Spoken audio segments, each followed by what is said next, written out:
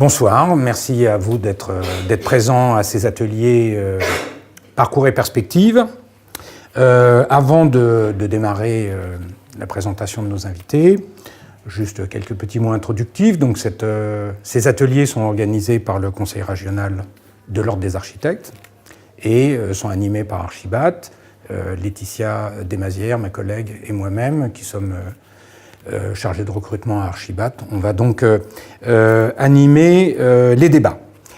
Les ateliers Parcours et Perspectives, ce sont des ateliers qui visent à ramener ici dans les soirées des architectes qui ont un parcours et qui nous permettent de traiter dans le vif du sujet ce qu'ils ont rencontré et surtout d'éclairer, nous pensons, certains domaines qui ne sont pas toujours très connus. Nous nous attachons à toujours présenter des choses qui sont appréhendables et qui sont connues, courantes, mais sans doute pas suffisamment développées. Alors, la soirée se déroule en 3 temps. Un premier temps où nos invités vont répondre et développer un petit peu leur parcours et leur manière de travailler. Et puis ensuite, vous aurez donc la parole pour pouvoir continuer le débat, leur poser des questions si vous le souhaitez. Et puis après, on vous invitera à prendre un petit verre avec nous pour continuer le sujet ou pour échanger avec nous directement. Alors, les précédentes soirées qu'on avait faites, on avait fait 2 soirées qui étaient sur le BIM dans l'agence et le BIM hors de l'agence. Et puis, le mois dernier, nous avons commencé une série sur l'architecture commerciale et nous avions reçu Marilyn Rhône, qui est architecte et qui est directrice de l'architecture et de l'agencement chez CRIS, qui était venue nous parler de son travail d'architecte au sein d'une enseigne. Ce soir, nous revenons sur ce sujet, nous continuons sur l'architecture commerciale, mais cette fois-ci, on va traiter ça vu depuis les agences. Et cette dernière soirée conclura donc la thématique de l'architecture commerciale. Dans 2 mois, le 11 juin, le 13 juin, pardon, nous débuterons une nouvelle série. À nouveau, on espère d'arriver à animer 2 soirées qui sera sur l'international, c'est-à-dire avec quelle façon pour se construire un parcours à l'international, comment essayer de s'exporter en tant qu'architecte. Alors, on revient à ce soir. Nous avons demandé à Sarah Lazarine, qui est architecte, qui est fondatrice associée de l'architecte 2,5, et à Paolo Carozzino, qui est aussi fondateur de l'agence d'architecture Punto, de venir nous apporter leur éclairage sur le sujet de l'architecture commerciale. Alors, pour démarrer la soirée, je voudrais vous faire réagir sur les propos que nous a tenus la semaine dernière Marilyn, le mois dernier Marilyn, qui nous a défini le retail comme étant l'art de construire un bâtiment commercial, un magasin, un centre commercial, un corner, et cet espace devant servir à mettre en avant les produits d'une marque, dans lequel le client est censé à la fois découvrir le magasin en même temps que des produits. Alors, vous, en tant qu'architecte, pour des marques, qu'est-ce que vous pensez de cette définition? Et d'ailleurs, considérez-vous faire de l'architecture ou du retail design? Qui veut commencer? On fait un peu les deux, dans le sens, à la base, on fait quand même de l'architecture. C'est une attention à l'espace. L'espace, c'est aussi une expérience. Après, il y a certainement, par rapport aux autres types de programmes, une grande attention à produit qu'il faut vendre. C'est le produit qui reste majeur. Oui. Après, ça dépend. Je trouve que ça dépend aussi des marques, des enseignes, des types de boutiques. Il y a des boutiques pour des marques un peu plus luxe où il y a aussi peut-être l'expérience d'entrer dans un lieu qui est particulier, qui souvent est très, très riche. et des autres, des marques un peu plus commerciales où les produits est mis en avant. C'est plus pour une grande distribution. Je trouve que ça dépend aussi. Et toi, Paolo? Moi, dans l'absolu, je suis complètement d'accord avec la définition qu'a donnée Marilyn. Et effectivement... Tu fais de l'architecture, du retail design? Alors déjà, je ne sais pas très bien pourquoi on dit retail, parce qu'en fait, quand on regarde vraiment la définition de retail, ou la traduction plutôt de l'anglais, retail, c'est la vente au détail. C'est-à-dire c'est par opposition au wholesale, qui est la vente en gros. Donc retail ou vente en gros, ça j'ai envie de dire, c'est un peu le problème de l'enseigne. Nous, on est là pour faire des projets, effectivement, on est là pour créer des espaces, et on fait de l'architecture. Moi, j'ai tendance, on avait déjà un peu parlé, à penser que designer, architecte, allez, soyons fous, urbaniste, tout ça c'est un peu le même travail. On s'attaque juste à des échelles et à des objets ou à des espaces de nature différentes, mais c'est un peu la même démarche. C'est l'adéquation entre un programme, un budget, une création, mettre tout ça ensemble, une volonté, une idée. Et donc, voilà, pour moi, il n'y a pas vraiment de frontière entre le monde du retail, j'ai entendu retail, des gens ils ne savent pas très bien comment on prononce l'anglais, mais c'est pas grave. Et voilà, le monde de l'architecture, moi je fais des allers-retours en permanence d'un projet à un autre, parce qu'on ne fait pas que du retail. Et j'en ai fait beaucoup, et j'en ai fait aussi beaucoup en interne, comme Marilyn. Voilà. Est-ce qu'on peut avoir justement votre parcours avant cet accès au retail, par quelles agences vous êtes passé, comment vous vous êtes formé en fait avant de créer vos agences? Moi, j'ai pas du tout travaillé pour le monde du retail avant de créer ma boîte. Et j'ai fait une première expérience en France chez Jeanne Nouvel. Et après, j'ai travaillé pour 5 ans chez Shigeru Ban sur des projets qui étaient plutôt des programmes culturels, donc souvent en échelle plus grande par rapport à celle des retail, des boutiques. Et c'est chez Shigeru Ban que j'ai rencontré mes deux associés, Alessandro et Mathieu, avec lesquels j'ai créé la société d'Odemi. Et notamment, ensemble, on avait travaillé sur le projet de la scène musicale, donc c'est un complexe de salles de musique, de spectacles. Et du coup, les retail, c'était un peu découvert par hasard quand on a créé notre agence. Voilà. Jeune agence d'ailleurs. Oui, ça fait il y a 2 ans. D'accord. Et toi, Paolo?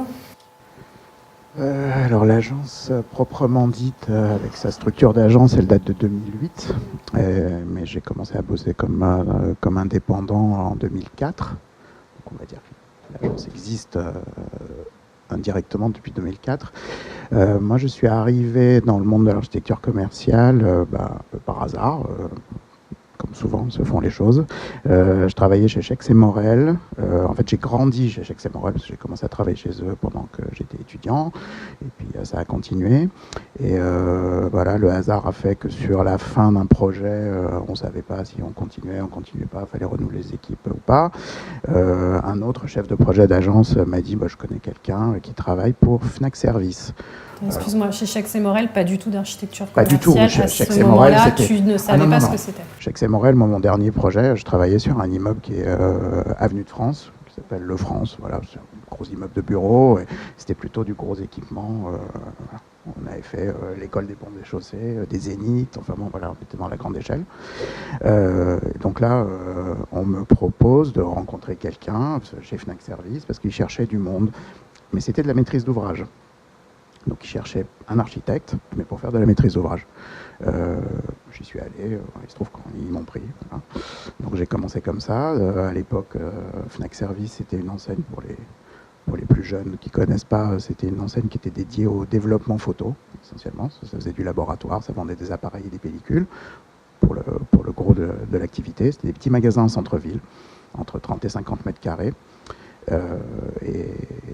Et là, j'ai découvert un monde assez amusant, entre guillemets, indépendamment de la nature des projets, parce que il fallait sortir un magasin. Enfin, à partir du moment où on avait le feu vert, on avait bouclé le projet. Il y avait 3 semaines, quoi. Voilà. 3 semaines de chantier, et puis c'était ouvert. Donc c'était assez magique, il y avait une espèce de rythme qui était plus proche du tournage de cinéma que du projet d'archi. Et donc ça, c'était plutôt amusant. Voilà. C'était une petite équipe, et puis on bossait dans toute la France, donc voilà, on bougeait pas mal. Donc ça faisait partie du groupe Fnac. Et donc après, j'ai eu une opportunité de travailler à la grande Fnac, le même rôle, chef de projet, architecte en interne, plus chef de projet. Là, c'était plus de la maîtrise d'ouvrage pure. Il y avait des gens qui s'occupaient du concept et du design en interne. Il y avait des gens qui étaient des chefs de projet d'opération. Donc moi, j'étais plutôt dans la partie sur chef de projet. Oui, on reviendra. Et après de là, toujours par le jeu des gens qu'on rencontre dans différentes opérations, je suis passé dans le luxe. Je suis passé chez Dior Couture. Et là, je me suis occupé de la zone Amérique du Nord pendant quelques années. Et puis après, au final, entre 7 et 8 ans de maîtrise d'ouvrage dans ce monde-là, avec un ami de l'école avec qui on avait envie de travailler, on s'est dit voilà, on n'est pas encore trop vieux et c'est le moment ou jamais, donc on s'est associés, puis on a commencé à faire des projets. Et on n'a pas du tout commencé en faisant de l'architecture commerciale, on a commencé...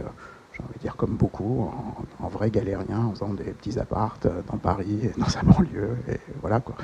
Le monde du retail est venu par le réseau, disons par les embryons de réseau que j'avais commencé à avoir, qui étaient quand même difficiles, parce que moi j'étais côté maîtrise d'ouvrage, donc j'avais pas forcément de commanditaires qui me connaissaient. Je connaissais plutôt des gens que j'aurais pu faire bosser.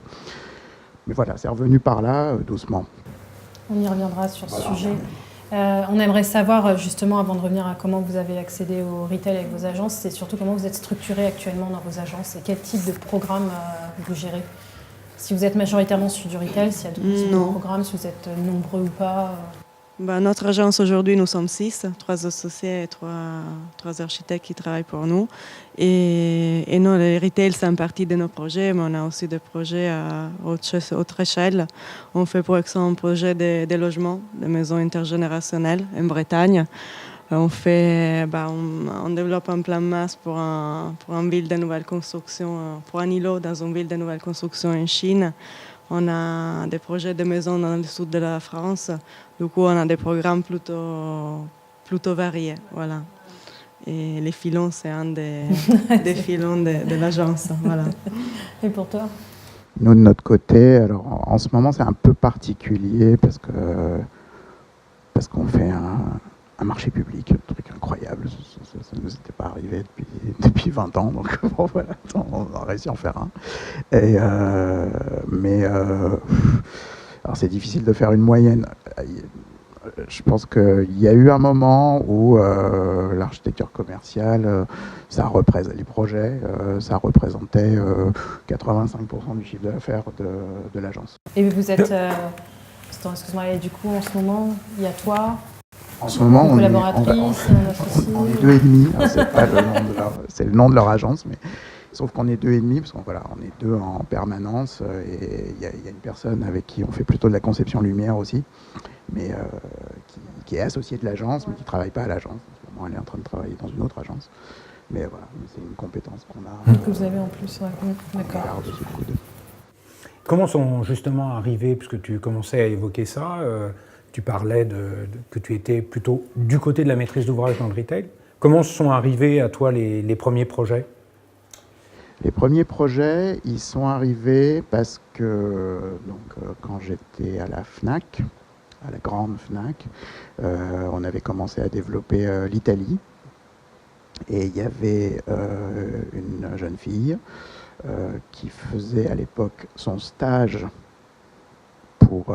dans le cadre de la fin de ses études. Elle est archi DPLG, elle aussi.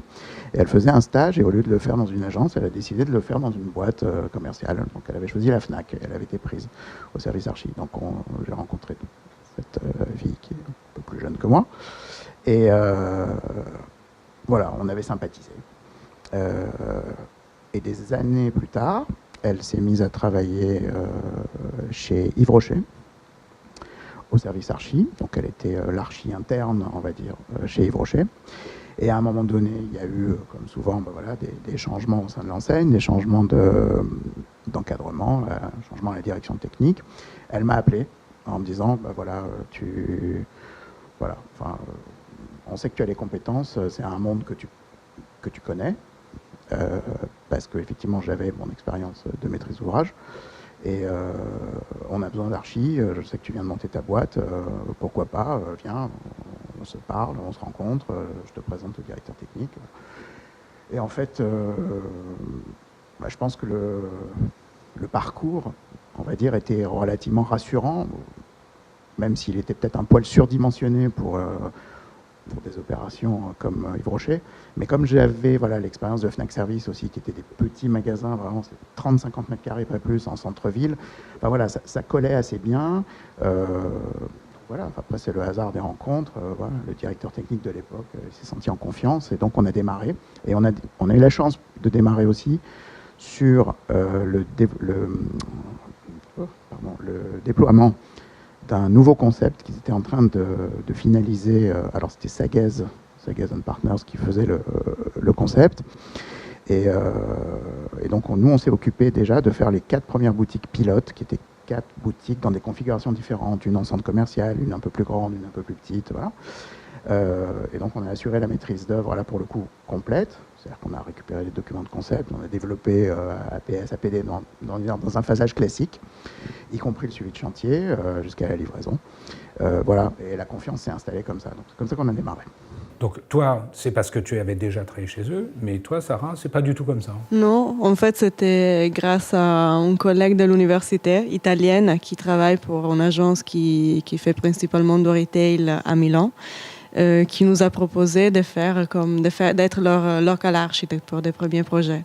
Et c'est comme ça qu'on a entré un peu on a commencé à connaître des enseignes, et depuis on a eu de nouvelles propositions pour poursuivre des projets. Du coup, c'est né en collaboration avec cette agence italienne. C'était il y a combien de temps, ça? Il y a 2 ans. Presque tout de suite, dès qu'on a créé notre agence, on a commencé à travailler sur du retail. Ouais. On a commencé avec le projet d'un showroom pour Givenchy. Et voilà, ça c'était un peu l'occasion pour démarrer. Après, Et aujourd'hui, vous avez quoi comme projet d'architecture commerciale en cours? On fait toujours des projets avec Givenchy. Du coup, en ce moment-là, il y a des travaux dans leur flagship en Avenue Montaigne, par exemple, et un projet pour un outlet à Marne-la-Vallée. On suit également un projet de bureau pour Givenchy. Ce n'est pas de l'architecture commerciale, mais bon, c'est pour l'enseigne. Quand ils vous tiennent, ils vous amènent du travail. Voilà. C'est ça. Et sinon, on travaille pour Hugo Boss, pour lequel on est en train de faire, en tant qu'architecte d'exécution, le projet d'un flagship sur les Champs-Élysées, que c'est un projet assez important parce que c'est 1200 mètres carrés, c'est une grande boutique, et un corner aux Galeries Lafayette. Voilà, donc Et toi, tu as quoi là, par rapport à tes débuts sur Yves Rocher aujourd'hui? Là, en ce moment, il paraît que c'est un peu mystérieux, qu'on n'a pas le droit d'en parler, mais enfin, c'est pas grave. Cite pas de nom. Non, si. Enfin, on bosse pour Chanel en ce moment. Et on a une position assez confortable, je dois dire, ça c'est la première fois que ça nous arrive. C'est qu'on n'est pas... on fait de l'architecture commerciale, mais on n'est pas sur le devant de la scène. C'est-à-dire que là, en ce moment, on ne s'occupe pas de boutique. Donc on fait du back-office. Je vais continuer dans le métalangage du monde du retail, parce que là, il y a eu quelques mots, là, comme ça, il y a eu un peu de name-dropping sur, j'ai entendu, flagship, corner, local architect. Enfin, voilà, donc ça, on y reviendra après, parce qu'il y a un monde et un langage propre. Donc là, on fait du back-office, c'est-à-dire on fait de l'arrière-boutique. Donc on fait des vestiaires, des ateliers de retouche, des bureaux, etc. Et je suis très content, c'est très satisfaisant. Paradoxalement, ça a l'air, c'est moins bling, mais on a de nouveau l'impression de travailler pour des vrais gens. On travaille pour des espaces de travail, il y a des gens qui sont concernés et qui sont tout à fait... reconnaissant du travail qu'on fait et à qui on parle. Voilà. Enfin, il y a un vrai échange qu'il y a beaucoup moins dans les boutiques. Dans les boutiques, c'est très abstrait au final. Voilà. On parle effectivement beaucoup d'expérience de clients et tout ça, mais les clients, on les voit jamais et on ne travaille que sur des interprétations ou des inventions de ce que devrait être cette fameuse expérience client ou comment qualifier les espaces. Mais voilà. Donc là, en ce moment, c'est une période un peu paradoxale où on fait de l'architecture commerciale sans être sur le devant. On n'est pas sur le pas de porte, quoi. Quand on t'a rencontré, tu as une carrière plus longue que Sarah dans l'architecture commerciale et tu as couvert aussi bien du luxe que de la distribution. J'aimerais bien justement que tu nous expliques les différences que toi tu vois entre les deux. Ça peut être, peut-être c'est une question, est-ce qu'ils ont des objectifs différents? Est-ce que ça se limite à une problématique par exemple de budget?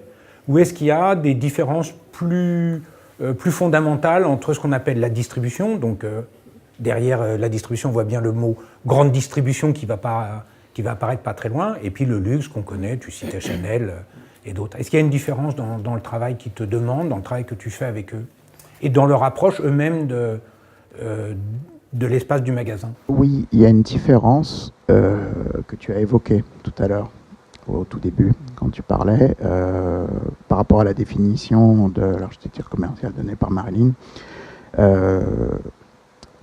Tu disais mettre en avant le produit, et tu as dit aussi, ou alors dans les enseignes de luxe, travailler sur l'expérience client.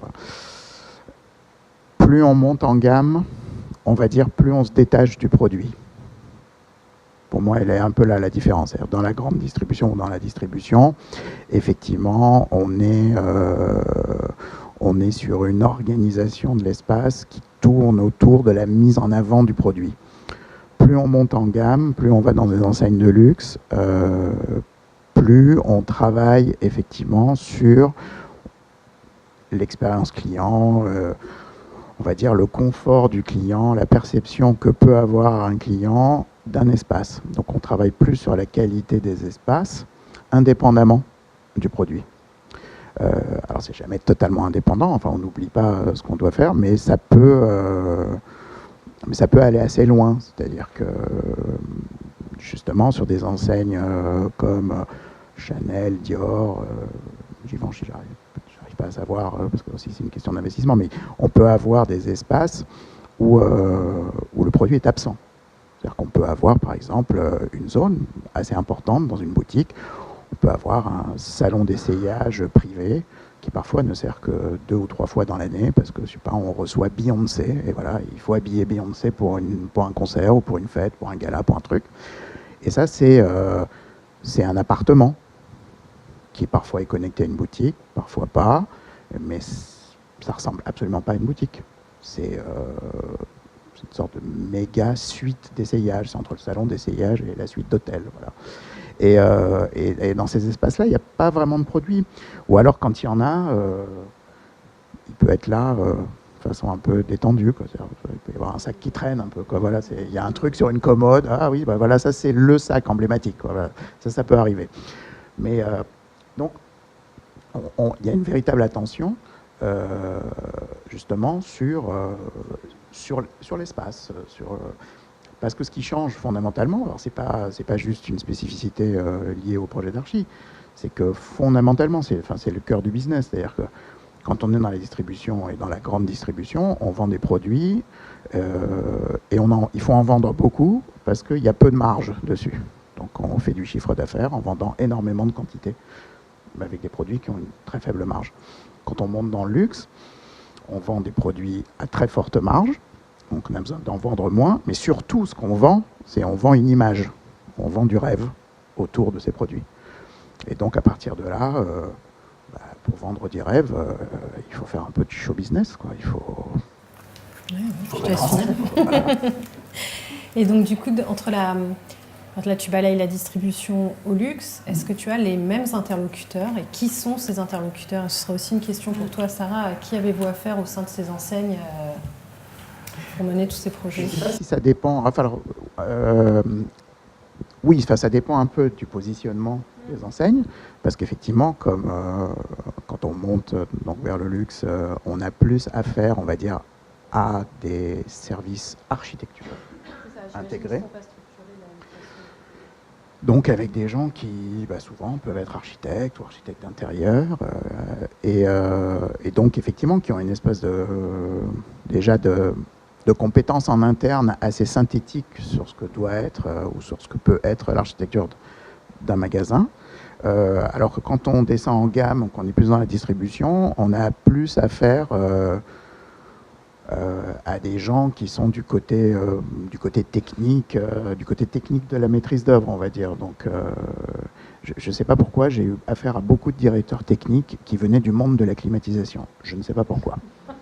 Mais voilà, c'est un fait. J'en ai croisé beaucoup et à chaque fois. C'est une bonne filière. Voilà, c'est une bonne filière pour devenir directeur technique d'une enseigne. Voilà, faites de la clim et puis après vous passerez. Donc il y en a plein qui sont comme ça, qui sont ingénieurs TP, qui sont pas forcément architectes. Et voilà, donc c'est pas exact. Après, ça change effectivement aussi en fonction des enseignes. Toutes les enseignes ne sont pas structurées de la même façon. Voilà. On n'a pas toujours affaire au même profil. Donc à chaque fois, tu te réadaptes sur une façon de faire, d'une certaine façon. Oui. Ouais. Oui. Okay. Et pour vous? Nous, on travaille surtout avec Givenchy et Hugo Boss. Les deux, ils ont des services d'architecture. Du coup, nous, on s'interface avec les project managers. Après, quand on fait des bureaux, par exemple, on a à voir avec plus de personnes de l'entreprise parce que forcément, il y a aussi les équipes installées, etc. Du coup, tu vois comment ça marche l'entreprise, en tout cas. Et après...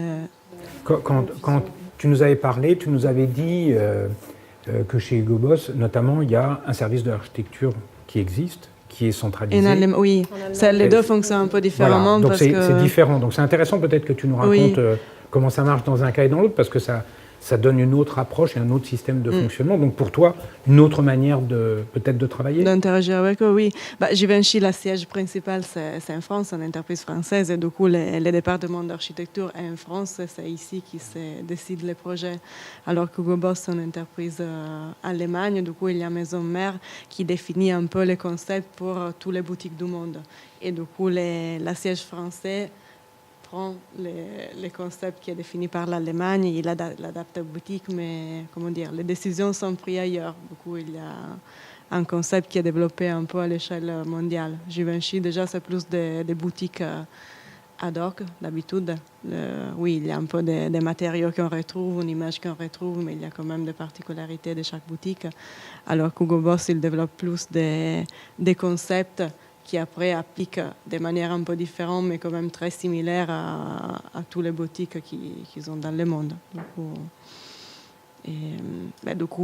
Givenchy sont beaucoup plus décisionnels alors que Hugo Boss, l'équipe française doit toujours se référer à des autres interlocuteurs qui sont en Allemagne. Voilà. J'en reviens à la façon dont vous avez donc accédé entre guillemets à votre première commande en retail, par réseau d'une certaine façon. Actuellement, vos commandes, c'est des commandes directes ou est-ce qu'il y a des sortes de concours, appels d'offres, enfin, comment vous allez les chercher ou pas, ou peut-être qu'ils viennent à vous pour vos nouveaux projets en retail? Un peu les deux. Nous, on a des commandes directes. Après, Hugo Boss, pour exemple, ils font des appels d'offres sur des propositions économiques. Et on a commencé récemment notre projet, c'est de l'hôtellerie, en fait. C'est un hôtel pour Disney, hôtel des princesses. et ça, c'était un appel d'offres sur une proposition économique, une proposition d'organisation de travail. Et voilà. Donc quand vous commencez à avoir des références, vous commencez aussi à répondre. Oui, pour l'instant, on n'a pas. C'est des appels d'offres récents, c'est-à-dire qu'on est invité à participer.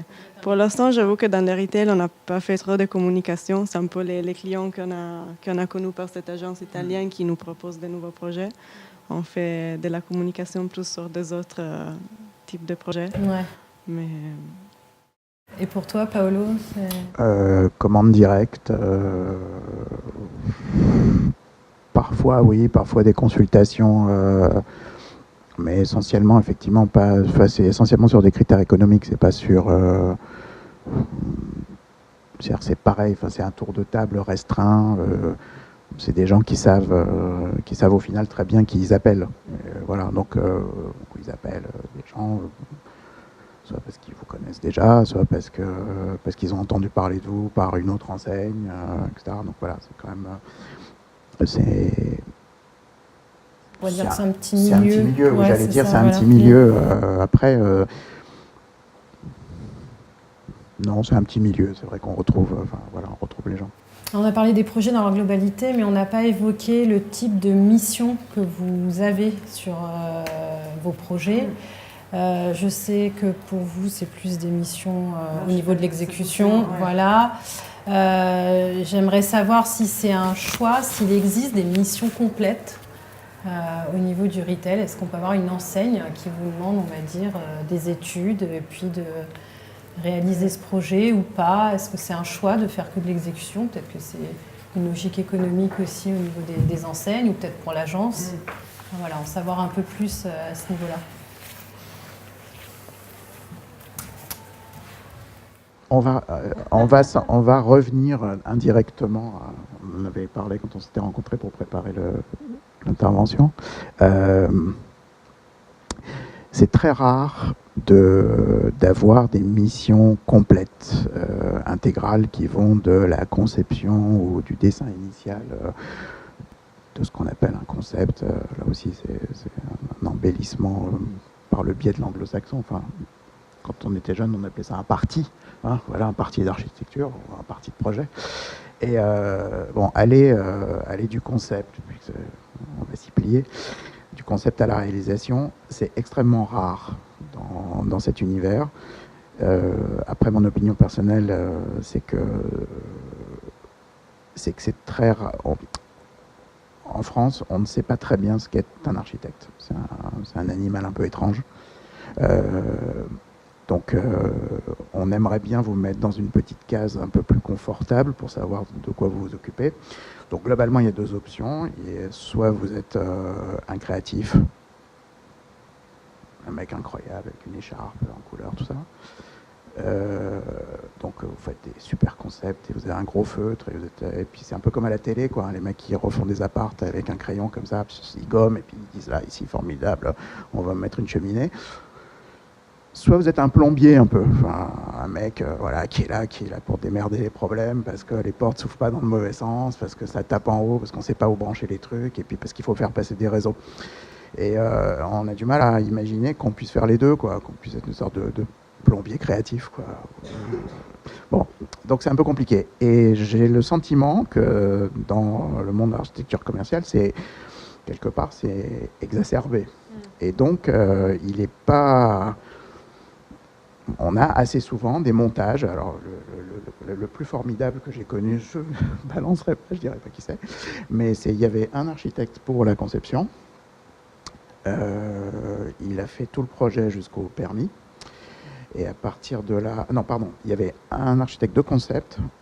Ensuite, l'architecte de concept, quand il a fait son concept, son APS, on lui a dit c'est très bien, formidable, là, on prend vos papiers, on les donne à quelqu'un qui a développé tout ça pour arriver à un permis. Et puis après, surtout, on lui a enlevé le projet, hein, au cas où, pour le confier, en l'occurrence, on a eu la chance d'être là, nous, bon, voilà, ils l'ont confié, on a fait de la maîtrise d'œuvre d'exé, donc on a suivi le chantier. Diviser pour mieux régner. Je me rappelle très bien du directeur technique de cette enseigne qui m'expliquait qu'il ne voulait pas, et que c'était un choix, confier une mission complète à un architecte, de peur qu'il prenne trop le pouvoir sur le projet. C'est une vision qui est aussi un peu partagée par certains promoteurs en général. Absolument. Hein, voilà. Il n'y a pas que. Donc, voilà. Tout ça pour répondre à ta question, c'est qu'effectivement, c'est assez rare. Donc souvent, on a des rôles. On peut être initiateur du concept, on peut être architecte d'exécution, on peut être architecte local, comme tu disais, parce que voilà, on a besoin de quelqu'un dans un pays. Et donc ça peut être des montages où il y a 1, 2, 3 maîtrises d'œuvre différentes. Pour vous, c'est pareil, tu as la même vision? Ouais. Pour les retail, nous, en ce moment, on fait de la maîtrise d'œuvre d'exécution. Après, pour les bureaux, on participe plus, mais... la chose que je trouve intéressante, c'est qu'il y a souvent des entreprises qui sont très qualifiées. Du coup, il y a quand même une mise au point de détail et d'exécution qui est assez qualitatif. et tu apprends à gérer les projets avec une certaine vitesse, disons, d'exécution et avec un peu de flexibilité et précision. Après, oui, c'est sûr que c'est un peu, pour nous, c'est un peu les filons de l'agence qui nous permet de faire aussi des autres projets qui, soit ils sont beaucoup moins rentables, soit ils n'assurent pas en fait les timings, parce que oui, ce projet qu'on a commencé des maisons intergénérationnelles, que c'est très intéressant, mais il s'arrête, après recommence un autre d'en faire en Italie. Voilà. Il y a des montages économiques dans les retail qui sont assez sûrs et qui te permet de rendre un peu solide ton agence aussi. C'est rentable pour une agence. Ouais. Si on en engrange un certain nombre dans l'année. Oui, ça peut être. Oui, c'est rentable. Moi, je considère que c'est rentable si on ne s'y perd pas. Voilà. Enfin, il faut faire attention. Je veux juste dire un truc aussi, c'est par rapport à ce que tu disais, le type de mission. Il y a une petite différence aussi, une petite spécificité dans ce monde-là. Souvent, le type et le déroulé des missions. Justement, j'allais voilà. vous interroger. Ah, oui, voilà, tu précèdes ma question. Moi, j'ai préparé le truc avant. Moi pas. C'est souvent on est calqué plutôt sur un déroulé d'opération d'archi à l'anglo-saxonne. Donc, où au final, il n'y a pas tellement moins de phases, mais en tout cas, elles s'appellent un peu différemment. Et surtout, j'ai le sentiment qu'elles sont un peu moins liées les unes aux autres que dans le déroulé classique, LOAMOP, enfin voilà, en tout cas de la mission normale de l'architecte en France. Donc, on a vraiment concept design du concept, on a preliminary design, en fait, c'est les avant-projets. Et après, on a execution design. Et après, on a plus effectivement la partie suivi de chantier qui peut être soit mélangée avec l'execution design. Voilà. Donc on est plutôt calqué sur un système un peu simplifié de phases, qui sont plutôt des gros paquets, où on a un peu plus de responsabilité, on va dire, sur les choses, mais où aussi il y a une espèce de démarrage clair et de fin claire. Ce qui est intéressant dans ce que tu racontes, parce que ça remet en perspective ce que Sarah fait, c'est-à-dire que on voit bien qu'il y a énormément d'importance dans toute la partie exécution, la partie concept et développement est assez courte, et ça remet, parce que Sarah, elle dit, oui, je fais de la maîtrise d'œuvre d'exé. Quand on repense à ça... Ça n'est pas moins intéressant. Oui, effectivement. Et ce que tu disais, c'est vrai que ce que tu disais sur le fait de travailler avec des entreprises, pour le coup, alors surtout quand on est effectivement dans des enseignes plutôt de haut de gamme ou de luxe, on a la chance, là, pour le coup, de côtoyer des entreprises qui ont un vrai savoir-faire. Et on va dire, toutes les larmes qu'on pleure sur des projets dits normaux, où effectivement on a plutôt tendance à se battre avec les entreprises pour réussir à obtenir ce qu'on veut, là, souvent, c'est des entreprises où on peut s'asseoir à une table, on sort les plans, on discute, et on arrive à sortir les choses comme on veut, on arrive à faire évoluer jusque dans les détails, jusque dans la charnière de la porte, du meuble, etc. Donc ça va très très loin. Et le confort économique de ces enseignes, leur capacité d'action, leur capacité de trésorerie, fait qu'on peut avoir accès à ce monde-là, à des gens qui sont pas bon marché. Justement, est-ce que vous pouvez nous donner un peu des idées d'échelle de projet, peut-être sans trahir de secret non plus, de budget, de durée, de temporalité, combien vous en avez en parallèle? Tu vois, pour qu'on se rende compte, on parlait de rentabilité possible au travers de ça, ou de gains de rentabilité qui permet d'aller chercher d'autres projets ailleurs pour l'agence. C'est quoi? Vous en avez combien en ce moment, par exemple, chez 2,5? Nous, des retail, en ce moment, on les a 7. Ah oui? En même temps. Et ça occupe combien de personnes? 3, 4, il y a un quatrième qui arrive. Et après, oui, c'est rentable souvent par rapport à des autres types de projets. C'est quelle taille? Ça fait combien de mètres carrés? Je ne parle pas des variable. Bureaux qui est un... Oui. Pour exemple, les flagships d'Hugo Boss sont 1200 mètres carrés, donc c'est une bonne échelle. Oui. Les corners construits aux Galeries Lafayette, c'est 150 mètres carrés environ. Il y en a la boutique Givenchy, après on fait des interventions ponctuels, c'est une boutique de 200 mètres carrés, mais c'est plus ponctuelles. Après, il y a l'hôtel, cet hôtel qu'on vient de démarrer à Marne-la-Vallée, à Disney, que c'est 38 000 mètres carrés, mais nous, on s'occupe de toute la partie des restaurations, bars. Et après, il y a des bureaux pour Givenchy. Mais ça, c'est plus traditionnel. Ouais. Et ça, c'est quoi comme budget? D'habitude, pour les boutiques Givenchy, c'est plutôt à l'alentour de, je dirais, 6 000 € par mètre carré. Après, ça dépend. Il y a des endroits où c'est plus cher. Et Hugo Boss, c'est moins cher, avec la partie arrière-boutique, du coup, qui balance un peu.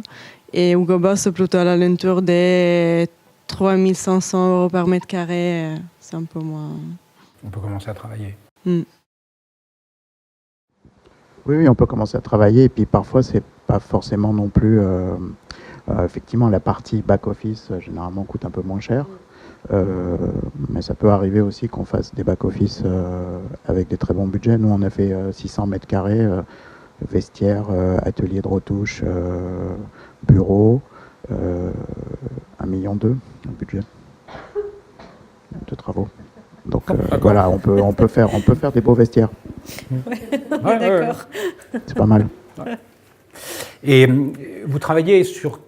Vous produisez des documents, ils vous donnent des documents, vous partez... Tu parlais de Hugo Boss, là, qui vous envoyait, qui centralisait les documents d'Allemagne, donc ils sont un peu loin quand même des boutiques qu'ils font en France. Donc, parce que moi, je voudrais que tu éclaircisses, parce que je trouve que tu résumes trop, ou plutôt l'idée que tu fais de la maîtrise d'œuvre d'Exé est trop réducteur par rapport à ce que tu nous as expliqué.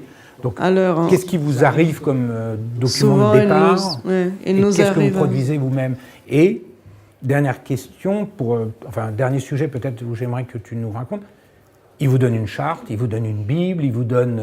tu vois, il y a des encadrements très forts où, évidemment, entre Givenchy et Hugo Boss, ce n'est pas les mêmes systèmes, mais je pense que ce serait intéressant peut-être que tu nous parles de ces les deux, souvent, conditions de travail. ils nous fournissent un design package, en tout cas un dossier avec les projets. Hugo Boss, souvent, il fournit un dossier qui est assez précis dans le sens que tous les meubles ont été destinés au niveau presque excès.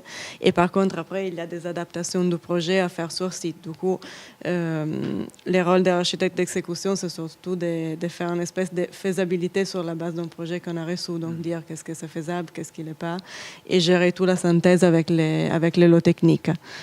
Donc ça, c'est énormément à l'appel d'offres. Et après, souvent, c'est aux architectes d'exécution de préparer les dossiers de consultation des entreprises, de suivre toute la phase des consultations et de la désignation du marché. Et après, une grosse partie du travail, c'est d'organiser, notamment quand les entreprises sont en lots séparés, les travaux des entreprises et planifier les chantiers. Parce que le temps du chantier est très court. Oui, souvent. Oui, c'est quoi sur ces boutiques-là? Pour exemple, Hugo Boss, les chantiers doivent durer 6 mois et c'est 1200 mètres carrés, mais organisé en phase. Du coup, il y a une partie de la boutique qui est toujours ouverte. Chose qui est plus compliquée. Alors, tu travailles en plus en site occupé? Oui. D'accord. Et oui, du coup, il y a un peu de difficultés de gestion de chantier. Et après, il y a la partie que je trouve intéressante par rapport aux autres projets, que tu apprends aussi à avoir un contrôle du budget. Voilà, au moins. Nos clients, ils nous demandent aussi d'avoir un contrôle sur les extra costs, etc. Mais en tout cas, que les budgets qui ont figé soient respectés. Du coup, ça, c'est un exercice que dans des autres types de projets, je trouve que tu fais un peu moins. D'accord. Pas toujours. Le budget. Toi, chanceux, c'est pas ça. Non, c'est pas ça. Après, sur le budget, sur l'approche budgétaire, il y a aussi une différence en fonction du positionnement de l'enseigne. Voilà. Plus on monte en gamme, en fait, dans la réalité, on fait un peu moins attention au budget. Parce qu'il y a plus de moyens, donc déjà les budgets sont plus confortables et donc on a moins de problèmes, on risque moins de se retrouver à court. Mais alors il y a un discours permanent, mais parce que ça c'est le discours politiquement correct, c'est il il faut faire attention, il ne faut pas trop dépenser. Cela dit, quand on est dans de la distribution, de la grande distribution, le budget est un vrai problème. C'est-à-dire que la moindre porte en plus, 3 appareils d'éclairage en plus, en moins, et tout, etc., on se dit, mais pourquoi? On cherche un responsable. Quand on monte en gamme, c'est souvent l'enseigne elle-même qui se tire une balle dans le pied en faisant pas mal de changements, d'adaptations, de changements d'orientation un peu au dernier moment. Donc on sent que c'est moins un problème. Même si on passe le plus clair de votre temps, vous dire que c'est un problème, que quand même on ne va pas jeter l'argent par les fenêtres. Mais voilà, mais dans la réalité, je pense que c'est un peu plus souple dès qu'on monte dans des enseignes de luxe. Par contre, le délai est un problème, non? Par contre, le délai, c'est un vrai problème, et ça, c'est un vrai problème pour tout le monde. Ce qu'il faut comprendre, c'est qu'un local commercial, j'ai dit ça, toi tu m'avais dit que c'est une bêtise, parce que quand on achète un appartement, c'est le même problème. Il faut payer un loyer, on a intérêt à être dedans, donc on a intérêt à respecter la date. Mais il y a une petite donnée qui change, c'est-à-dire qu'un local commercial, il est prévu qu'il génère du chiffre d'affaires et de l'argent à partir d'une date donnée, qui est la date d'ouverture. Donc, l'entreprise, l'enseigne, compte là-dessus pour son bilan et pour son chiffre d'affaires à venir. Et donc, ne pas respecter une date d'ouverture, c'est mettre en péril les prévisions économiques de l'entreprise. C'est pas juste savoir si au final l'opération aura coûté un peu plus cher ou un peu moins cher. Non, c'est qu'on est en train de saboter, entre guillemets, le business plan qui est derrière. Et donc, voilà, ça c'est un véritable enjeu. Donc, et effectivement, et c'est là où on se rend compte, parce que c'est aussi on va dire un élément de flexibilité budgétaire, c'est qu'à un moment donné, quand il y a des arbitrages à faire, l'arbitrage entre dépenser un peu moins ou dépenser un peu plus et ouvrir à la date donnée, on préfère dépenser plus pour ouvrir à la date donnée, parce qu'au final, le manque à gagner est sans commune mesure par rapport au coût réel d'un dépassement de budget de chantier. Donc voilà. L'amortissement sera différent, mais c'est tout. L'amortissement sera un peu différent, mais ça va rester, ça sera marginal. La marge. Alors qu'un mois de retard, de perte sèche de chiffre d'affaires, c'est des montants à 4 ou 5 zéros. Donc c'est pas les quelques milliers d'euros en plus que ça peut coûter. Et si on pouvait revenir un peu du côté de l'emploi, parce que c'est ce que nous aussi on pratique au quotidien donc, chez Archibat,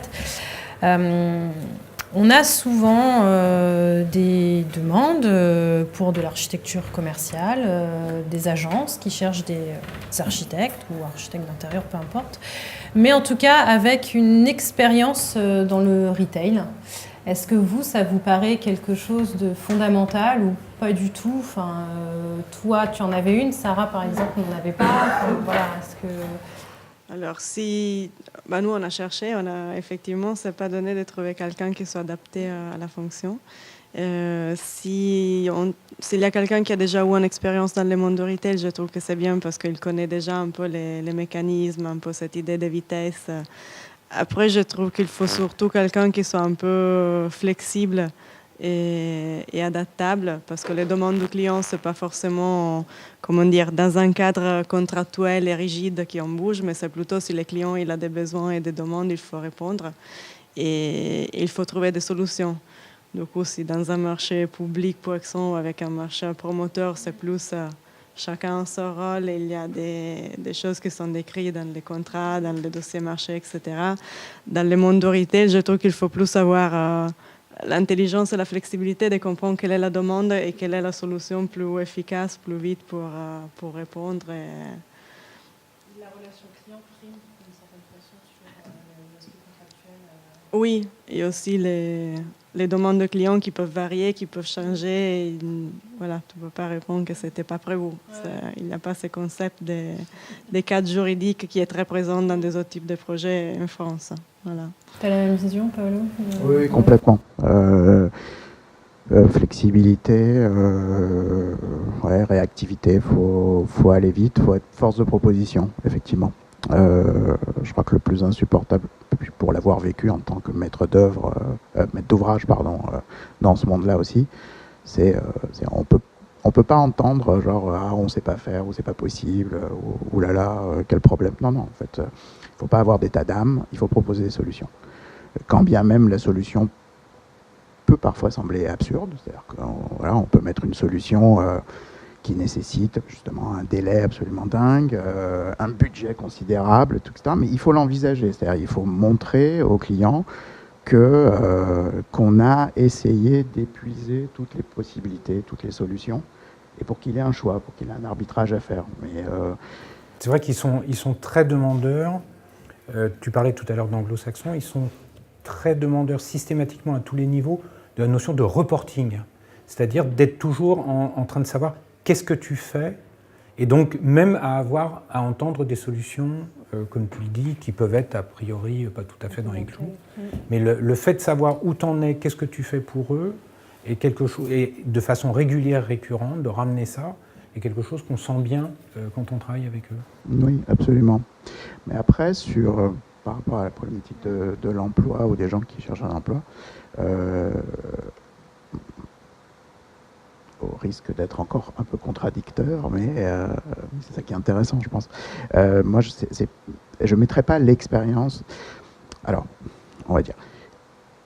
Dans le monde du retail, dans le monde de l'architecture commerciale, effectivement, on vient vous chercher parce que vous avez cette expérience-là. Mais on vient chercher l'agence ou l'architecte qui a cette expérience. Par contre, au sein d'une agence, c'est-à-dire pour répondre à ces clients-là,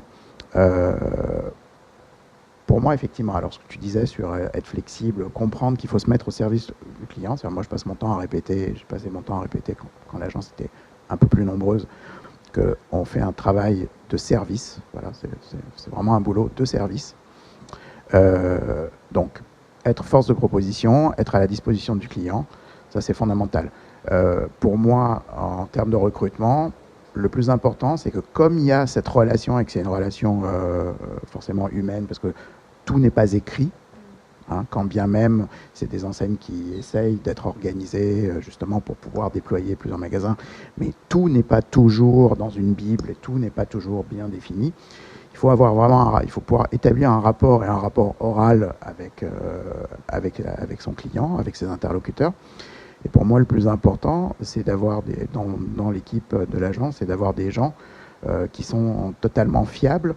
Et pour être fiable, c'est être capable de dire en interne, ça, j'ai pas compris ce que le client voulait, ça, je sais pas faire, ça, on n'a jamais fait. Enfin voilà, d'être capable d'admettre que si on débute, parce qu'on est jeune, parce que c'est un premier boulot, etc., de mettre à plat tout de suite, c'est-à-dire de désamorcer tout de suite les bombes potentielles qu'il peut y avoir en cas d'incertitude ou de mauvaise compréhension. Voilà, on peut pas développer. C'est des choses qu'il faut évacuer très vite.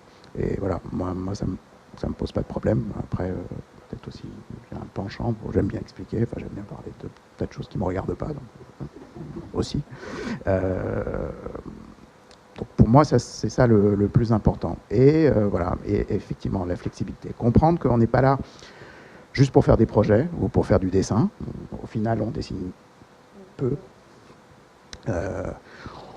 On dessine peu, encore une fois, hein, je ne veux pas faire peur, c'est-à-dire que quand bien même on est dans des missions d'exécution pure ou de déploiement, on dessine peu, mais on règle beaucoup de problèmes, donc, et ça passe aussi par le dessin, donc parfois c'est du dessin à la main, des croquis, voilà, c'est vraiment un outil de communication très important, et ça j'insiste. Voilà. Peut-être c'est un truc dont on n'avait pas parlé, mais peut-être qu'effectivement, quand on recrute quelqu'un, savoir dessiner. Savoir dessiner et pas forcément savoir dessiner à la machine, parce qu'encore une fois, l'outil n'est pas très important, mais peut-être que c'est une autre question un peu après. Savoir dessiner à la main, c'est fondamental, parce que il y a dans l'efficacité nécessaire, dans le temps réduit des études, dans le temps extrêmement réduit pour être force de proposition, il ne faut pas s'encombrer d'un outil.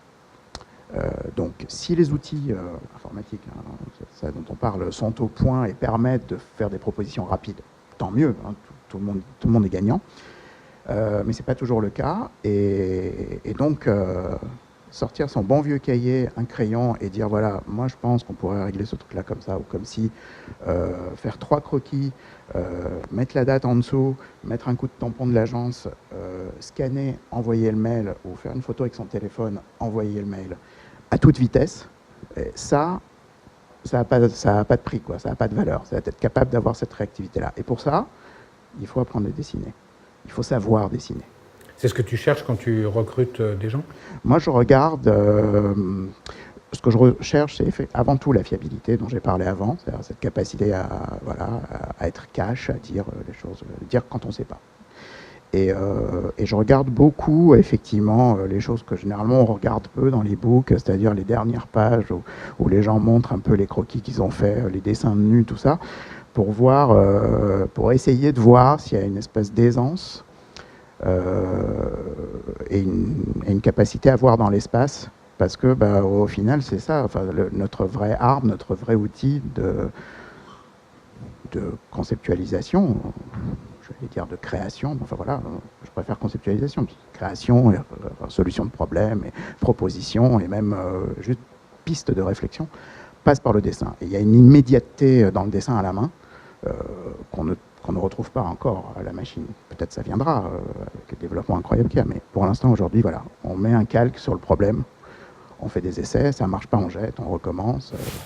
Et vous, Sarah, dans l'agence, c'est quoi vos critères d'embauche?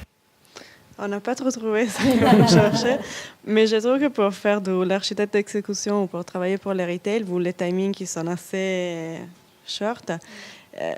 Moi, personnellement, quand j'ai démarré, alors que je n'avais jamais fait du retail, ça m'a vachement aidé d'avoir fait du chantier, et un chantier vite.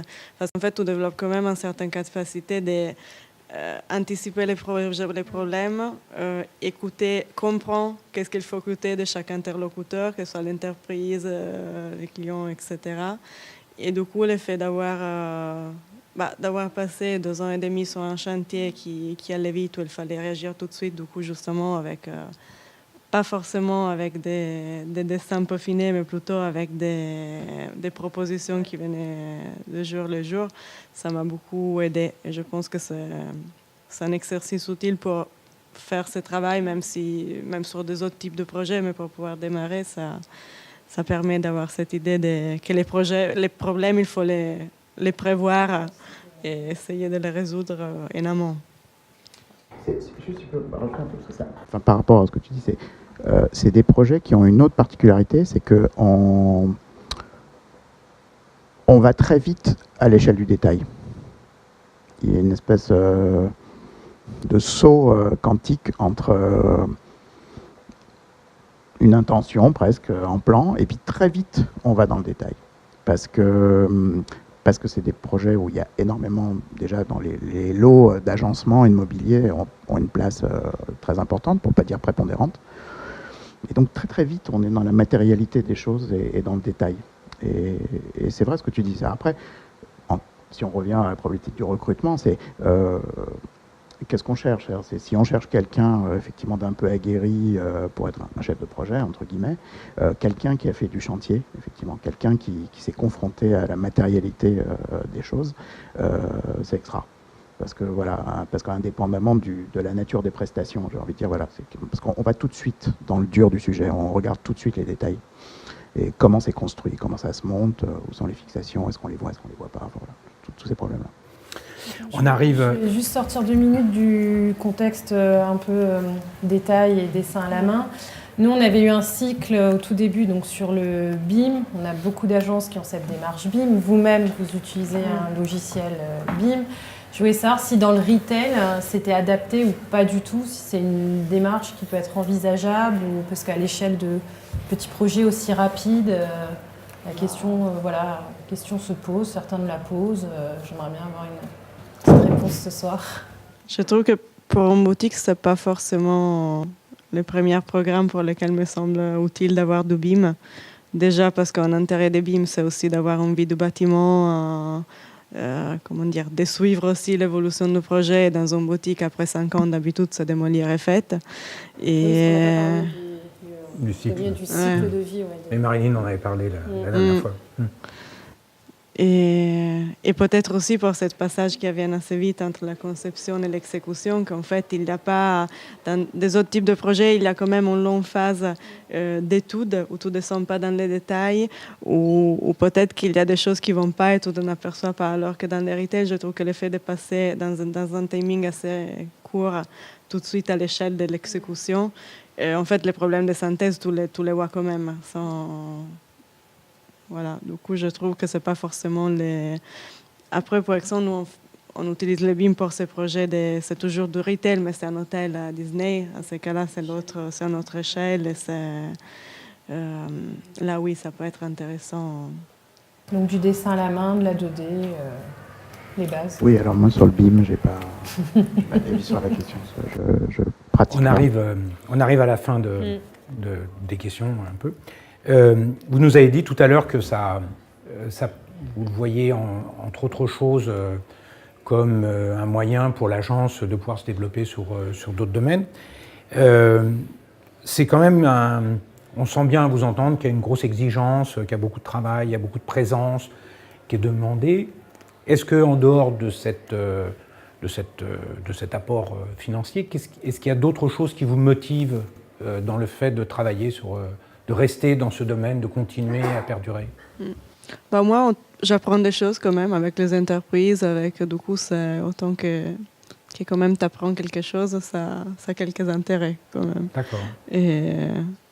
Et après, c'est un monde qui se renouvelle assez vite. Du coup, voilà, tu vois, l'image de la boutique, c'est important. Du coup, tu fais pas toujours le même type de projet. Souvent, même la même marque, il se développe. Tu as aussi la possibilité d'utiliser des produits qui sont assez à la pointe, que ce soit les lumières, les matériaux, etc. Du coup, pour une agence, je trouve que ça peut donner un peu un espèce d'échantillonnage des matériaux et des détails. Tu peux réinvestir ce que tu fais dans le retail, dans les autres projets? De manière un peu plus simple, mais en tout cas, ça te donne l'idée de qu'est-ce qu'il y a sur le marché, de quelle manière. Et toi, Paolo, Oui, sur le réinvestissement, oui, complètement. Je suis d'accord, c'est une école... C'est une école de l'exigence de la diversité. Il faut... Enfin, je sais pas, moi j'ai un réel plaisir dans la diversité des projets. Parce que tout à l'heure on parlait d'échelle de projet. Cette échelle de projet, je sais pas, alors là c'était pas mon expérience d'agence, mais voilà, moi quand j'étais chef de projet à la FNAC, la FNAC de Milan, c'était la première FNAC, on a fait une grosse FNAC qui faisait plus de 5000 m² avec le siège de FNAC Italie au-dessus, enfin au total c'était un projet de 7000 m², bon, avec des escalators qui rentrent la nuit, des groupes de clim, enfin voilà, c'est vraiment le gros bazar. Et puis d'un autre côté, on a dessiné... des présentoirs pour lunettes pour Dior, quoi. Voilà. Alors ça, on les a dessinés. Mais c'est absolument génial, quoi, au final. On peut passer de problèmes qui sont totalement énormes à passer quand même pas mal d'heures à peaufiner un détail, à faire un prototype, à aller discuter avec des gens hyper compétents qui travaillent sur des matières plastiques qu'on ne connaissait pas, dont on ne soupçonnait pas l'existence, et du coup on s'intéresse à la façon dont c'est fait. Alors, effectivement, il faut peut-être avoir le goût de ça. Enfin, moi je sais que j'ai le goût du design, ou que je préfère appeler le design industriel. Enfin voilà, ça m'intéresse. J'aime comprendre comment les choses sont fabriquées, comment les choses sont produites. Et ça donne cette ouverture-là. Donc si on s'y investit un peu, si on a un peu cette curiosité-là, ça permet de toucher à des projets très très variés et à des échelles de projets très très variées. Et voilà, il faut juste comprendre où est l'intérêt du projet. Parfois l'intérêt, il est dans l'extrême qualité des matériaux. Parfois, il est juste dans le fait qu'on a une semaine pour le faire et qu'il faut qu'il y ait quelque chose. Voilà. Mais c'est aussi un intérêt. C'est aussi un défi. C'est aussi un défi, c'est aussi un intérêt. Donc voilà, la satisfaction, c'est peut-être pas impeccable, mais on a réussi à le faire en une semaine. Et effectivement, après, par rapport à l'acte de bâtir, c'est quelque chose une expression comme ça qu'on a un peu consacrée dans le métier d'architecte. Tout à l'heure, tu disais, voilà, un magasin, un concept, ça a une durée de vie de 5 ans. Marilyn disait la même chose à son intervention. Il y a quand même, enfin en tout cas moi je le prends comme ça, il y a quand même un peu de légèreté dans tout ça. Et je pense qu'on peut prendre aussi du plaisir à se dire, c'est quand même un grand spectacle, quoi. Voilà. C'est quand même une grande scénographie qu'on est en train de monter. Alors c'est une scénographie complexe, c'est une scénographie qui ne doit pas durer qu'un soir ou qu'une semaine, il faut qu'elle dure un peu plus longtemps. Il y a aussi des gens qui travaillent dedans, donc c'est une espèce de scénographie sérieuse.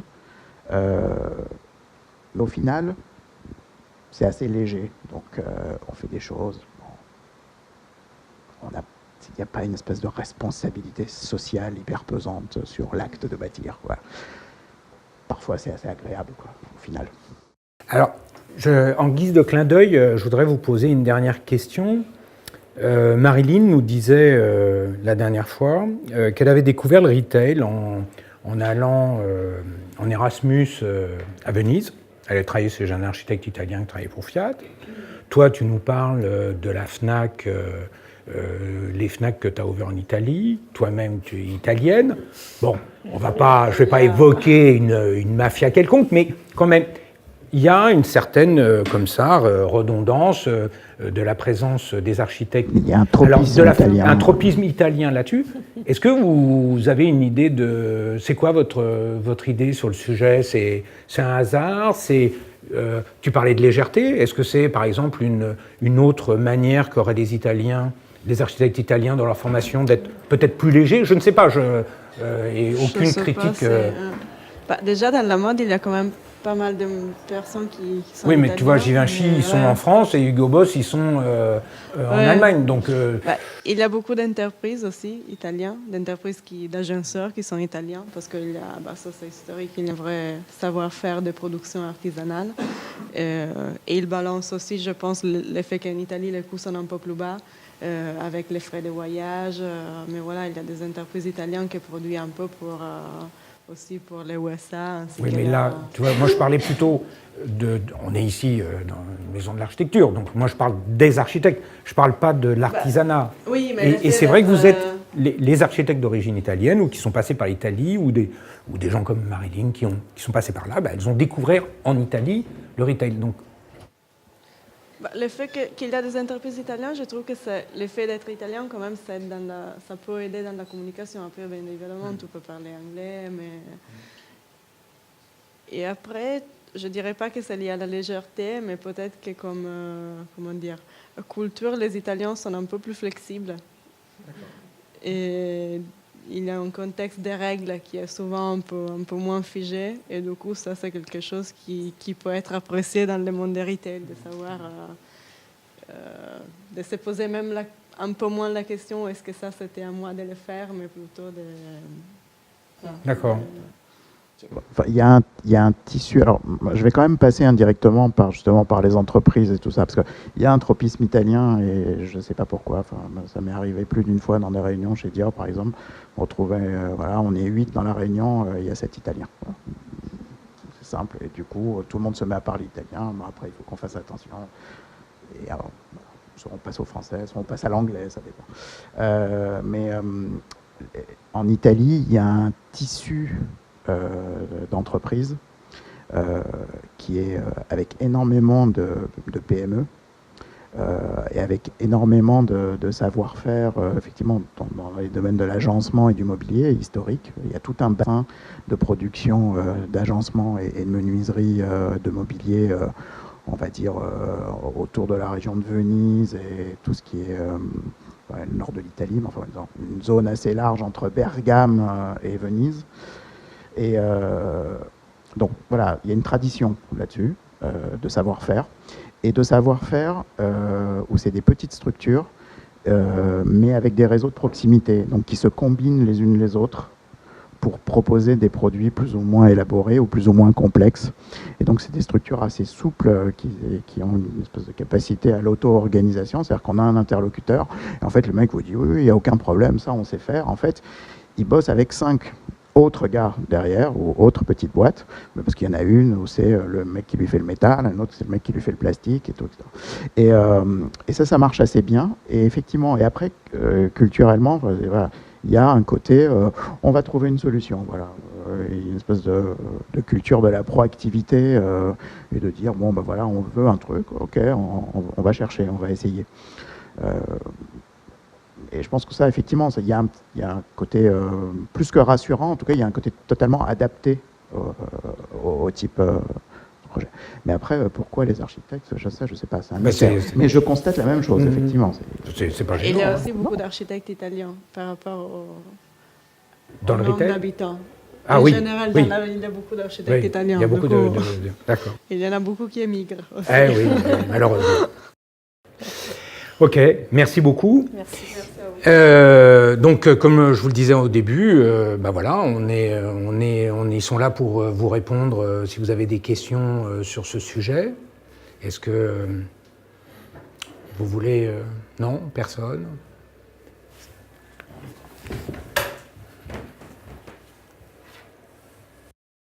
Bonsoir. En fait, tout à l'heure, vous disiez que vous aviez des entreprises qualifiées avec lesquelles vous travaillez sur les projets. Donc, est-ce que ces entreprises, elles sont fournies par votre commanditaire de la même manière qu'ils vous fournissent les chartes, ou c'est vous, en tant que maître d'œuvre, qui vous occupez de les trouver, en fait? Dans mon cas, c'est souvent les clients qui choisissent quelle entreprise inviter à l'appel d'offres.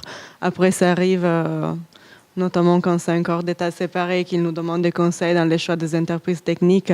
Mais vu qu'il y a un certain rapport de confiance aussi entre les entreprises et les clients, que ça veut dire que les clients peuvent aussi contrôler un peu plus les entreprises, souvent c'est eux qui proposent avec qui travailler. Il y a beaucoup de questions.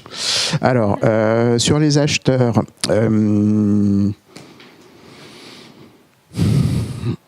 si tout va bien, il n'y a pas d'acheteur. Dans le sens où si le service... alors, quand c'est un service architecture, généralement, il n'y a pas d'acheteur. Quand on est, enfin en tout cas de mon expérience, les enseignes plutôt haut de gamme ou des enseignes de luxe ont des services archi.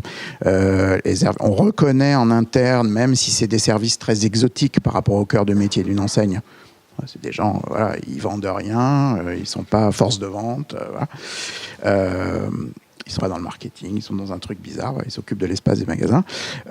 Mais quand le service est à peu près structuré, on reconnaît quand même en interne qu'ils savent de quoi il s'agit par rapport aux problématiques de construction. Et donc, c'est eux qui font office d'acheteurs. Ils ont la maîtrise d'ouvrage, ils ont la signature, c'est eux qui payent. Quand on descend dans des enseignes plus de grande distribution, il peut y avoir qu'il y ait des acheteurs. Et là, c'est marrant parce qu'il y a aussi il y a un tropisme de nouveau de la clim par rapport au directeur technique. Et souvent, on découvre que il y a des acheteurs et qui gèrent des contrats cadres. Alors là, c'est pour des questions de maintenance, ce qui se comprend parfaitement. C'est-à-dire, voilà, on a un réseau de magasins, on a X magasins, on veut pouvoir entretenir les choses de façon un peu rationnelle. Donc, on a un systématisme dans les installations, dans les intervenants, et on a des contrats cadres pour gérer tout ça, notamment pour gérer la maintenance. Si les contrats cadres sont gérés par la direction technique, encore une fois, ça se passe à peu près bien, ça veut dire qu'on a accès à ces gens-là.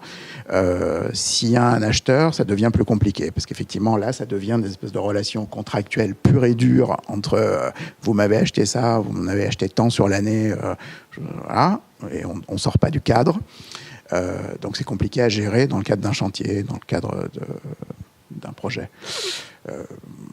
Voilà. Mais c'est une figure qu'on voit assez rarement, heureusement. Juste une remarque. Une question peut-être. Il y avait sur le pilotage, mais toujours pour continuer sur l'achat. Il faut penser comment arrive la réalisation d'une boutique. C'est-à-dire qu'il y a tout un process qui est en amont et qui est très important. C'est ce que disait Paolo tout à l'heure sur l'attente de budget, de chiffre d'affaires que va générer la boutique avec sa date de démarrage. Donc, c'est compté comme un investissement, son aménagement, son agencement. Et donc, le budget est déjà très clairement défini, avec des systèmes également de comparaison. Il n'y a pas de raison qu'à Nice, la boutique soit plus chère qu'à Lyon, etc. Donc, tout ça, c'est des gestions centralisées auxquelles les architectes, Marilyn aurait pu vous expliquer ça la dernière fois, où ils sont confrontés à ça. C'est-à-dire ils contrôlent comme ça cette gestion en tant qu'agence d'architecture, enfin en tant qu'entité d'architecture à l'intérieur de l'enseigne. Du coup, il y a moins de surprises si ce n'est la surprise du truc qu'on découvre sur le site qui n'avait pas été repéré, c'est le signe noir qui apparaît brusquement. Bon. Mais en dehors de ça, les choses sont assez planifiées. Et comme ils ont une récurrence dans les projets, comme ce sont des concepts souvent qui sont répétitifs, il y a peu de marge d'erreur. Vous voyez, c'est la reconduction du concept qu'on déploie une fois là, une fois là. Donc la latence est dans l'adaptation du concept au site. Donc ils arrivent à peu près à tenir les prix. Du coup, il y a moins besoin d'un acheteur. Et Sarah peut répondre sur le pilotage.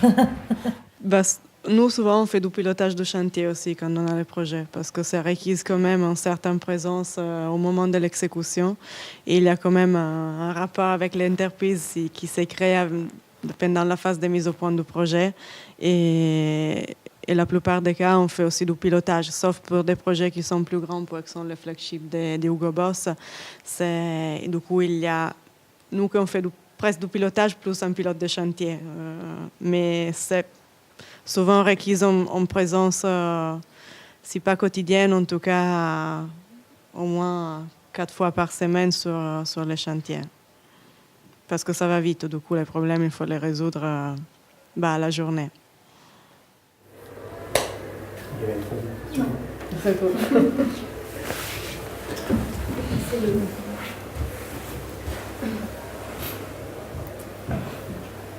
Bonsoir. Concernant vos honoraires, vous facturez comment à la mission ou bien un pourcentage en fonction de l'opération, du montant d'opération Soit un pourcentage, après il y a des missions d'emploi typiques où on fait... Moi, je considère un peu combien de temps je sais que je vais passer sur les projets, mais sinon souvent un pourcentage. Il n'y a pas de règle. Ça dépend... Alors, je sais que c'est un peu frustrant parce qu'on aime bien quand il y a des vraies réponses, mais encore une fois, c'est des échelles de projets très variées, c'est des types de missions très variés, et du coup, c'est aussi des rémunérations très variées. Voilà. Vous pouvez facturer des choses au temps passé au compteur, hein. Voilà, on vous dit, je ne sais pas quoi, il y a un problème sur X boutique, il faut aller faire des visites, puis vous ne savez pas si vous allez y aller 1 fois, 2 fois, 3 fois, etc. Donc voilà, donc vous dites, ça va être tant de l'heure, et voilà, on vous dit, ok, ça va être tant de l'heure, puis vous y allez, puis vous envoyez la facture à la fin, bon, ça peut arriver. Ou alors on vous dit, non, on a ce truc-là, donc il faut faire un forfait sur l'ensemble, ça peut être effectivement au pourcentage, bon, je ne sais pas. Et... non, il n'y a pas vraiment de règle en fait. Parce que le seul intérêt, c'est que on est dans des marchés privés, donc il n'y a pas vraiment de règle. Et généralement, l'intérêt, c'est qu'on peut discuter et qu'on peut discuter. Contrairement peut-être à d'autres maîtrises d'ouvrage, par exemple, je pense aux particuliers, c'est-à-dire que là, quand même, on a des professionnels en face. C'est-à-dire que quand on a des architectes, tout le monde sait de quoi ils parlent autour de la table. Donc à un moment donné, la question, c'est pas tellement de savoir comment on fait sa proposition, mais de se mettre d'accord sur qu'est-ce qu'on va faire, quel est le contenu réel de la mission, qu'est-ce qu'eux attendent de vous. Et à partir du moment où on explique en disant, voilà, moi pour faire ce que vous me demandez, il me faut tant d'heures, donc globalement, tant d'heures d'agence, ça représente tant. On arrive très vite en fait à se mettre d'accord sur des choses. Et il y a des fois où on se met pas d'accord, ou on se met d'accord, mais parce que la question ne se pose pas, parce qu'on vous explique en disant, voilà, nous, on a un business plan qui prévoit tant pour les honoraires d'archi. Donc, ça vous intéresse ou ça vous intéresse pas? Mais là, on passe sur autre chose, c'est-à-dire qu'on passe sur une logique de gestion d'agence. Voilà, quels sont les projets qu'on accepte de faire avec moins de marge ou à perte, mais parce que c'est un client récurrent, parce qu'on fait d'autres choses par ailleurs, ou alors parce qu'on bosse pour une autre enseigne qui est beaucoup plus intéressante et qu'on veut aussi montrer qu'on fait d'autres choses par ailleurs et qu'on n'est pas totalement dépendant. Enfin voilà. Donc c'est une question un peu vaste. Bonsoir, moi je voulais revenir sur l'accès à ce genre de commande. Tout à l'heure vous parliez de bouche à oreille, de rencontres, de hasard de rencontres, et aussi d'appels d'offres. Donc, où trouvez-vous ces appels d'offres? Est-ce qu'il existe des plateformes? quand je parlais d'appel d'offres, c'est dans le sens que les enseignes choisissent des architectes, c'est des appels, voilà, ils nous appellent et ils font après une comparaison entre les offres économiques ou parfois il y a aussi des questions géographiques ou combien d'architectes adaptés au projet par rapport à un autre, mais c'est toujours sur invitation directe, disons. Je rebondis sur ce que dit Sarah. Dans la dernière fois, donc Marilyn, elle nous parlait de la position de l'architecte dans l'enseigne. Et c'est un peu ce qu'a fait Paolo, c'est-à-dire qu'il a commencé dans l'enseigne et, étant parti de l'enseigne, il a été sollicité par d'anciens collègues, etc. C'est aussi une des manières de faire. Or, il y a des besoins, parce que voilà, c'est un marché assez important, puisque, grosso modo, les boutiques sont faites tous les 5 ans, et que des professionnels sont nécessaires. Bon, je vous invite à regarder ce que racontait Marilyn. Elle parle de ce qu'elle fait comme métier, ce qui vous donne l'autre versant à entendre. Une autre question ? Bon, eh bien écoutez, merci. Je vous rappelle, 13 juin, l'architecte à l'international, comment est-ce qu'on va travailler, je ne sais pas, en Chine, à l'étranger, et comment, en tant qu'architecte français, on fait ça. Donc peut-être au 13 juin. Merci beaucoup.